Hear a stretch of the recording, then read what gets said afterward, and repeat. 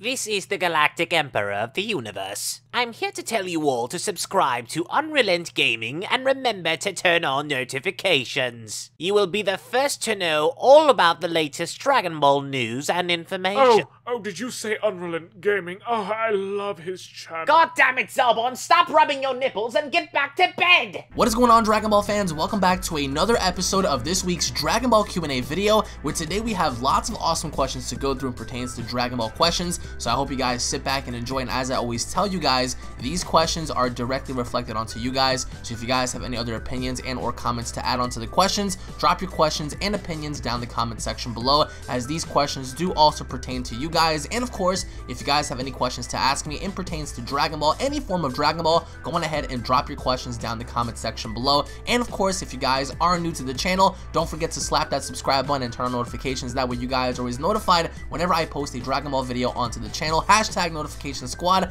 Thank you all for watching, guys. So without wasting any more time, let's go on ahead and begin with our very first question today, which is from Careless General. Hey Alex, I am a new subscriber onto this channel, and I wanted to say that I am loving and enjoying all the content you produced thus far. Keep up the hard work. Thank you, man. I've noticed you're doing Q&As for Dragon Ball, and I would be honored if you can answer these questions that I have, please. Question number 1, do you agree or disagree with the concept of Kale having to survive Jiren's attack and having her still remain in the tournament after such an explosion? She wasn't ringed out as many thought, so how do you feel about this? Question 2, do you think we will see Kale battle head-on with Jiren after what he did to her, or will she remain in the tournament until someone else rings her out? Question 3, do you think Hit will fight Goku before he fights Jiren, or do you think Hit will fight Vegeta before Goku fights Toppo? Very interesting question. Question 4, which universe do you think will be the second to be erased? Thank you for all you do, Alex. Have a nice day. Thank you so much, Careless. And again, these questions are a direct reflection onto you guys. To answer your first question, I completely disagree with the concept of having Kale remain in the tournament after what Jiren did. I mean, based on the episode spoilers that we got a few weeks ago, we understood that Jiren's first opponent, Jiren's first victim, was going to be Kale, and judging based on what we saw, the explosion that Jiren emitted from that blast was enough to knock Kale out of that berserker form, doing even what Goku was unable to do with his Kamehameha, and that's do any damage to Kale. So you guys have to look at it from a standpoint to where Jiren took her out with one blast, and we saw how Kale easily survived the Kamehameha, and again, in something I completely disagreed with, but either way, I think that Kale, rightfully so, should have been ringed out due to that explosion. And the idea that number 1, if you guys go back to Dragon Ball Super episode 100, just revisit and take a look at how far back Jiren pushed back Kale after he shot her with that blast. That should have been it. So to see how far out she went just for her to come back down and be caught in the hands of Khalifa, I think that it was something that you can already tell that they're planning for in terms of like the future and using Kale a bit more than any other person. Until Dragon Ball Super episode 101 comes out, then we're gonna get definitive information as to if she stays or if she goes. But I think that judging based as a whole, I think that Jiren should have been the one to throw her out completely. However, I think that having to look at it now, I don't think that she should be able to transform into that berserker-like mode again, because after all the damage she just took from Jiren, there should be no way for her to come back from that. However, if she wasn't ringed out by Jiren, I think that the next person that's going to have a possible chance in ringing out Kale could possibly be Vegeta. I think that, in my opinion, having Vegeta ring out Kale would give Vegeta's character that much more development, and having him do also something in which Goku and Jiren were not able to do, and that's fully throw her out of the ring.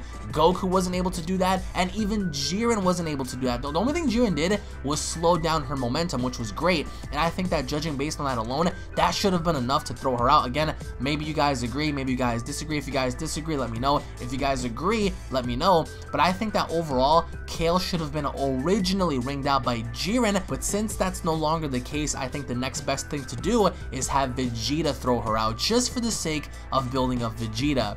Now, to answer your second question, do I think we're going to see Kale go at it with Jiren one more time? I mean, having to look at it, they never originally touched the gloves in the first place, so having Jiren do what he did, that wasn't a direct confrontation, that wasn't a direct one-on-one fight. So I think that, in my opinion, if Kale was smart enough, she would do everything she can to avoid Jiren, but I don't think that Kale is going to confront Jiren one-on-one, because if he does, it's lights out for her. So I think that, in my opinion, Kale's gonna do whatever she needs to do to protect Khalifa and her team, but in terms of confronting Jiren, I don't think that's gonna be the case. I think that, as you just said, she's gonna remain in the tournament until someone else rings her out. Now, to answer your third question, do I think Hit's gonna fight Goku before he fights Jiren, or do I think Hit's gonna fight Vegeta before Goku fights Toppo? I definitely feel as if Vegeta is gonna fight Hit before Hit fights Goku.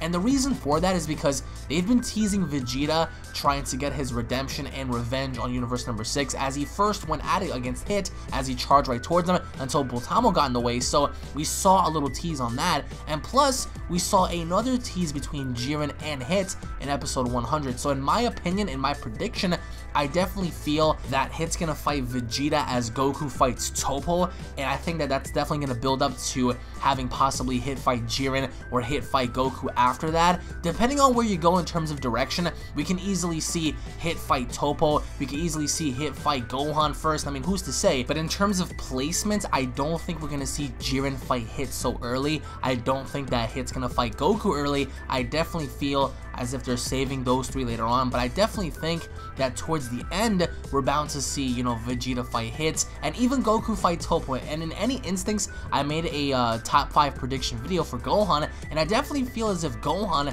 should be the one to ring out Toppo, just because of build up for Gohan's character, just to see one team leader fight another team leader directly. That in and of itself would have so much build up as a whole, and having two team captains fight. But for me, I definitely think that Hit's gonna fight Vegeta first before we see Goku fight Jiren at all. And to answer your final question, what universe do I think is going to be erased second?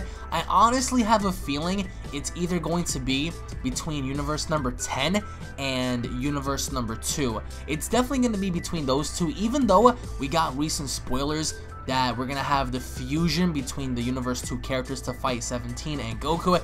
That's gonna be great as a, like, you know, from an overall standpoint, but I don't think that either of those universes are going to stand a chance in competing against universe number 11, universe number 7, and universe number 6. So thus, I think that in my prediction, it might be universe number 10, depending on how you want to look at it, because I can definitely see Catella's universe remaining for the time being, just because I feel they're up to something very sneaky. But aside from that, I can definitely see Gawasu's universe going next, just because their entire team is consisting of fodder characters. I mean, so far, none of them have done anything relevant in keeping their universe afloat, aside from having to jump in a fight and just having to get foddered afterwards. So in my opinion, it might be universe 10. If you guys agree or disagree or have a different opinion, let me know down below, because some people may feel as if it may be Moscow's universe next, because so far Moscow does have several fighters that were ringed out, including Nariyama and Nigirishi, who are supposed to be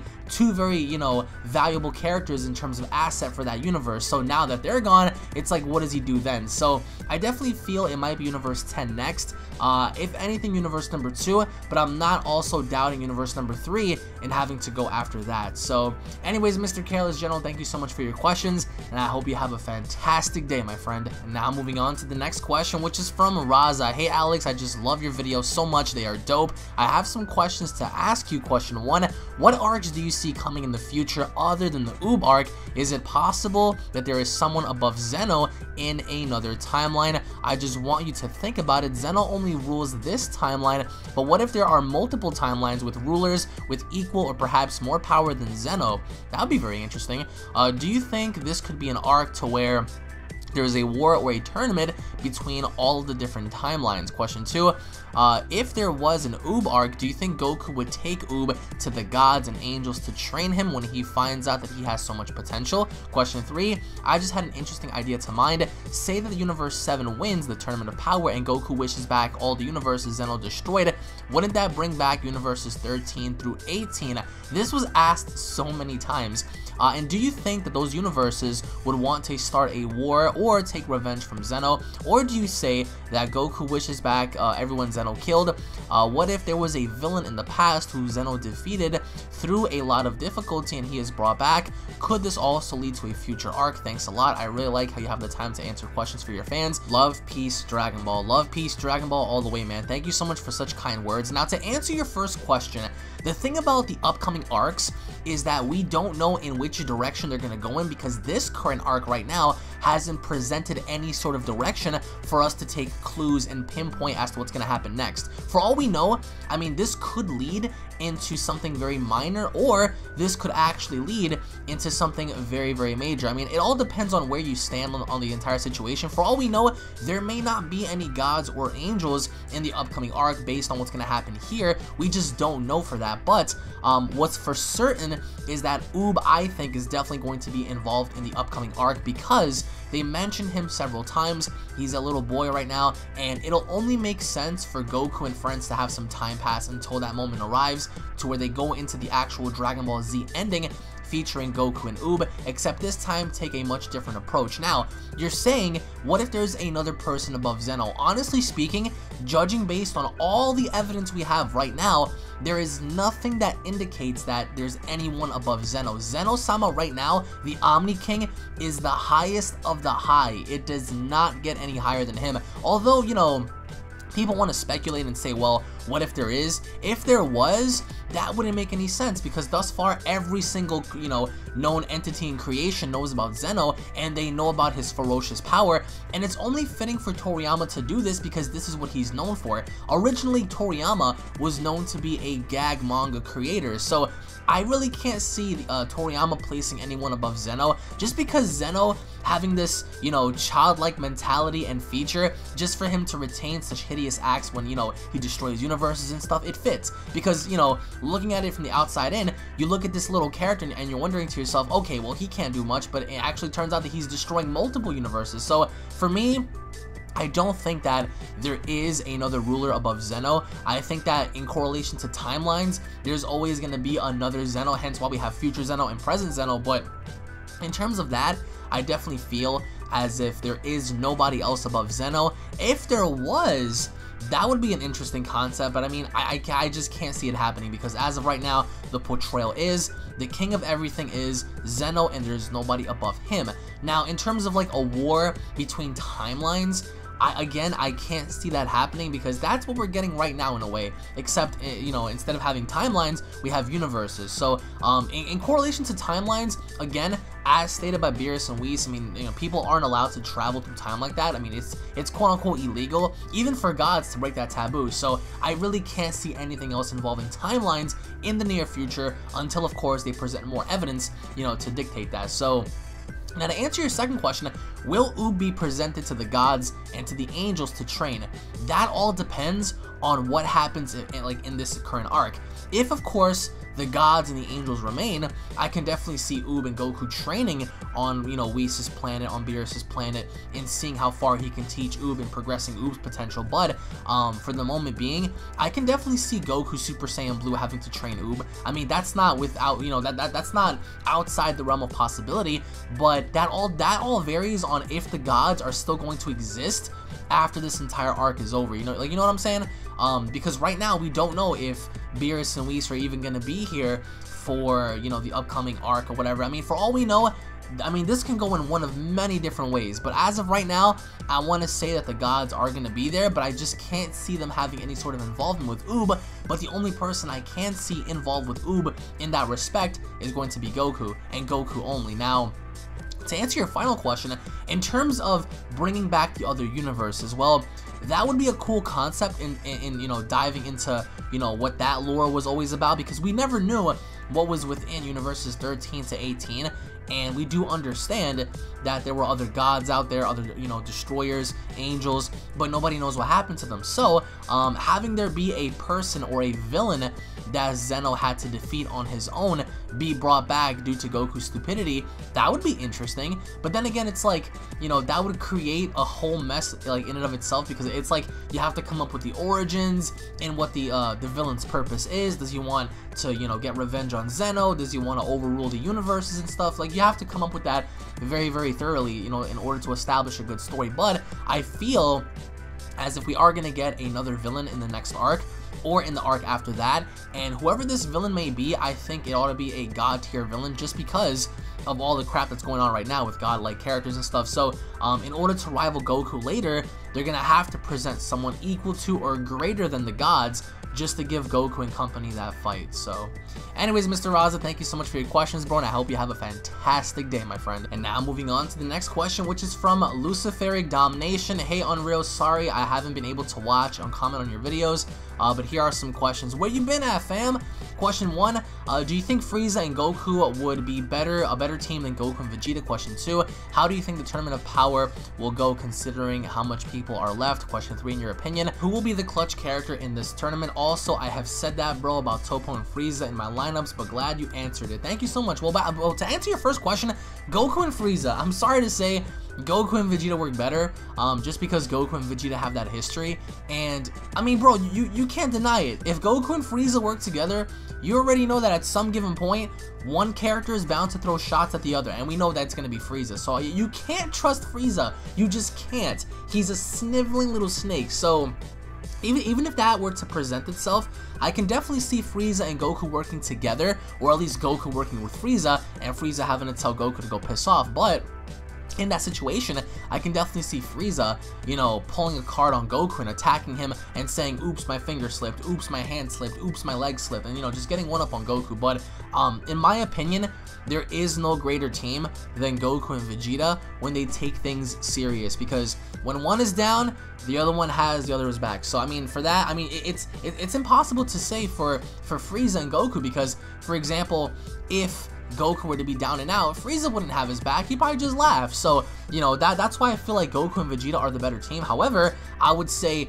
in terms of ruthlessness, Frieza and Goku would be a bit more ruthless, just because Frieza just doesn't care about life. Like, he's willing to kill anybody. So, in terms of ruthlessness, I'm gonna have to go with Goku and Frieza. But in terms of, like, overall, like, you know, just stature and like in the way they function, it's Goku and Vegeta.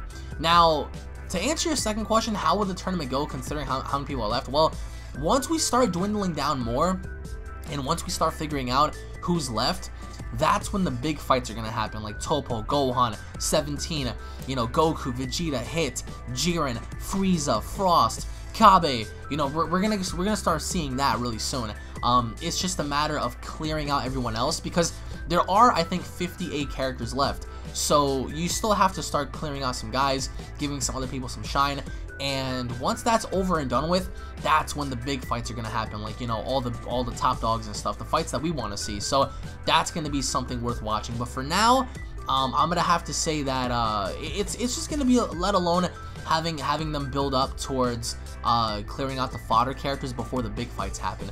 Now, to answer your final question, who's going to be clutch in this tournament, it's either going to be Gohan, Goku, Jiren, or Hit. I'm calling it right now. Between those 4 characters, I can definitely see one of them having to be super clutch. For some reason, something tells me that Hit is going to be super dominant, but until we see him do something, then I'm going to reserve my opinion for that. But I think out of the 4, it's definitely going to be one of those 4, in my opinion, of course. So anyway, Mr. Luciferic Domination, thank you so much for your questions, bro, and I hope you have a fantastic day. And once again, everybody, thank you all so much for watching this edition of Dragon Ball Q&A. I hope you guys did enjoy. If you guys have any questions of your own to ask me, drop your questions down in the comment section below. If you guys have not subscribed to my 2nd and 3rd channel, you guys can find that down in the description below, guys, on Unreal Vlogs and Unreal Network. Thank you all so much for watching. If you guys enjoyed it, make sure to go on ahead and slap a like down below. Tune back in for more, and I'll be seeing each and every single one of you guys down in the comment section below. Have a great day, everybody. Peace.